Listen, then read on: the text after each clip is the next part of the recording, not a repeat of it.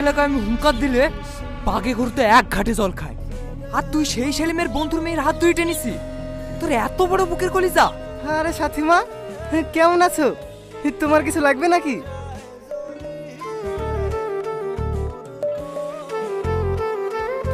কি হলো মা, কি খুঁজছো? রোহন কোথাও গিয়েছে নাকি চাচা? হ্যাঁ, ওর খুব জ্বর তো, তাই কাজে আসতে পারেনি। ওর জ্বর এসছে? ওর বাড়ির ঠিকানাটা একটু বলেন না চাচা। তুমি ওর বাড়ির ঠিকানা লিখি করবা? প্লিজ দেন না, খুব দরকার। আমাদের গ্রামে যে বড় পুষ্করণীটা আছে, ওর ডান পাশেই ওদের বাড়ি। ধন্যবাদ চাচা, আপনাকে অনেক ধন্যবাদ। কিরা কোথায় আছে? কেন রোহনদের বাড়ি? তুই কি পাগল হয়ে গেছি? ওর বাড়িতে আমরা গেছি, এটা যদি তোর আব্বু শুনে তাহলে আমাদেরকে আর জানতে রাখবে না। আব্বু কিভাবে জানবে? আমি আর তুই তো যাব, আব্বু জানতে পারবে না। চল না প্লিজ।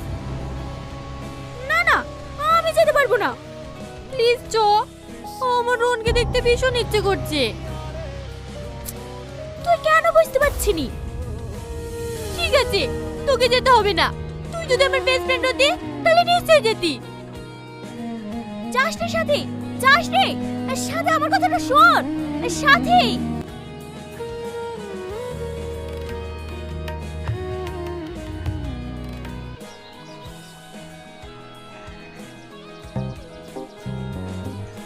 বাড়িতে কেউ আছেন?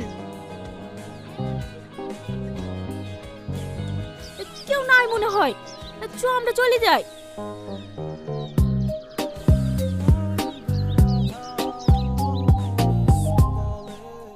কে?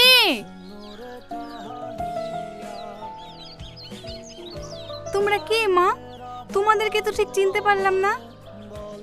পাশের গ্রামে আমাদের বাড়ি। আমার নাম সাথী, আর ও আমার বান্ধবী মায়া। তুমি কার মেয়ে? ও সেলিম বাবুর মেয়ে। সেলিম বাবুর মেয়ে? বসো মা, ঘরে উঠে বসো। না মা, অন্যদিন এসে বসবো। দোকানে চাচার মুখে শুনলাম রোহনের নাকি জ্বর এসেছে, তাই ওকে একটু দেখতে আসলাম। তুমি আমাকে মা বললা? কেন, আপনি তো আমার মায়ের মতোই। তুমি একটা বড় ঘরের মেয়ে হয়ে আমার মতো মানুষকে মা বলছো? তুমি সত্যিই খুব লক্ষ্মী মেয়ে। বলুন না, রোহন কোথায়? ও ঘরের ভিতরে শুয়ে আছে, সকাল থেকে কিচ্ছু খায়নি। যাও মা, তোমরা ঘরে উঠে বসো, আমি তোমাদের জন্য কিছু ব্যবস্থা করি।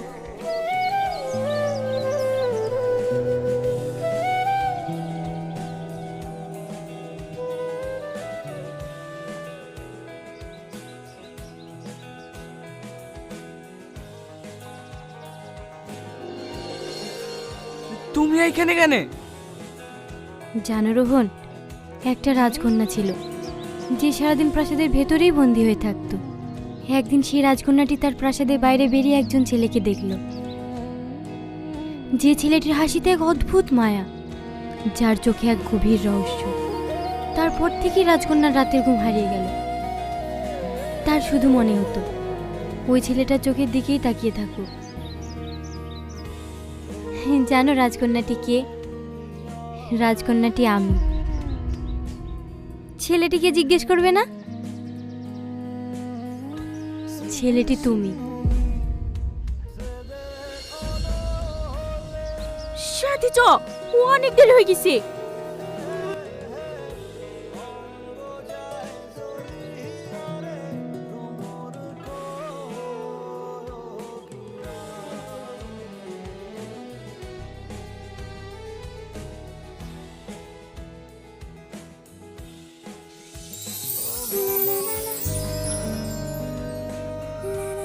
পালিয়ে যেতে চাইছো? আমি তোমাকে খুব ভালোবাসি। I love you Rohan. তুমি যেটা চাইছো এটা কোনোদিনই সম্ভব না। তুমি একটা বড় পরিবারের মেয়ে, আর আমি। ভালোবাসা কখনো কোনো কিছু দেখে হয় না। ভালোবাসা এমন একটা জিনিস, এটা জোর করে আটকে রাখা যায় না। এই কদিন আমি ঠিক মতো খেতে পারিনি, শান্তিতে ঘুমাতেও পারিনি। বারবার শুধু তোমার কথাই মনের মাঝে আসে।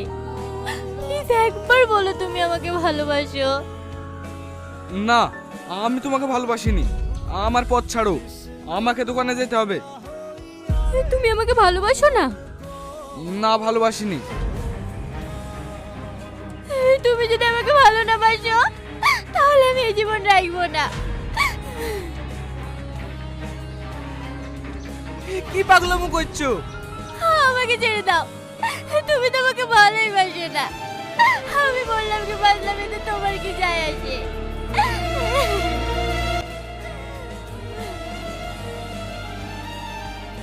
হ্যাঁ, যায় আসে, কারণ সেও তোমাকে ভালোবাসে।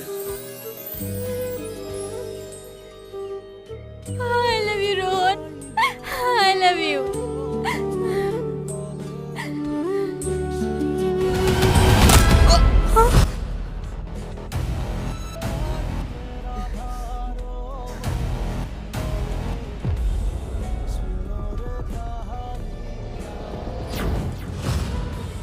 রোহন!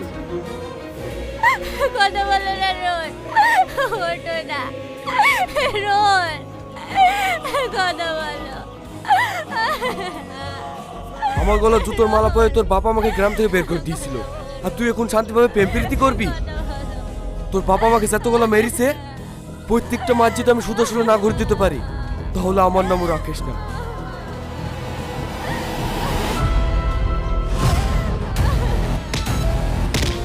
ছাড় আমাকে, ছাড়। আমি যাবো না। রোহন, ওঠো না রোহন।